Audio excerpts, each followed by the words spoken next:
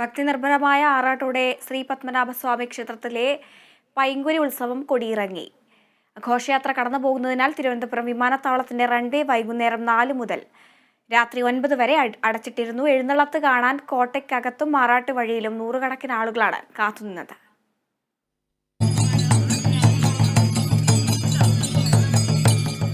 ശ്രീ പത്മനാഭസ്വാമി ക്ഷേത്രത്തിലെ പൈങ്കുനി ഉത്സവത്തിന് സമാപനം കുറിച്ച് പരമ്പരാഗത രീതിയിലുള്ള ആറാട്ട് ഘോഷയാത്ര നടന്നു. ശ്രീകോവിലിൽ നിന്ന് ദീപാരാധന കഴിഞ്ഞ് ഗരുഡവാഹനത്തിൽ ശ്രീ പത്മനാഭസ്വാമിയെയും നരസിംഹമൂർത്തിയെയും ശ്രീകൃഷ്ണസ്വാമിയെയും പുറത്തെഴുന്നള്ളിക്കുന്നതോടെയാണ് ഘോഷയാത്ര തുടങ്ങിയത്. ശംഖുമുഖം കൽമണ്ഡപത്തിലേക്കുള്ള ഘോഷയാത്രയ്ക്ക് ക്ഷേത്രം സ്ഥാനി മൂലം തിരുനാൾ രാമവർമ്മ ഉടവാളേന്തി അകമ്പടി സേവിച്ചു. തിരുവല്ലം പരശുരാമ ക്ഷേത്രം, വടുവത്ത് മഹാവിഷ്ണു ക്ഷേത്രം, അരകത്ത് ദേവീക്ഷേത്രം, പാൽക്കുളങ്ങര ചെറി ഉദേശ്വരം മഹാവിഷ്ണു ക്ഷേത്രം എന്നിവിടങ്ങളിൽ നിന്ന് ആറാട്ട് വിഗ്രഹങ്ങൾ പടിഞ്ഞാറേ നടയിലെത്തി ഘോഷയാത്രയോടൊപ്പം ചേർന്നു. വള്ളക്കടവിൽ നിന്ന് വിമാനത്താവളത്തിലെത്തിയ ഘോഷയാത്ര റൺവേയിലൂടെ ശംഖുമുഖം തീരത്തെത്തി.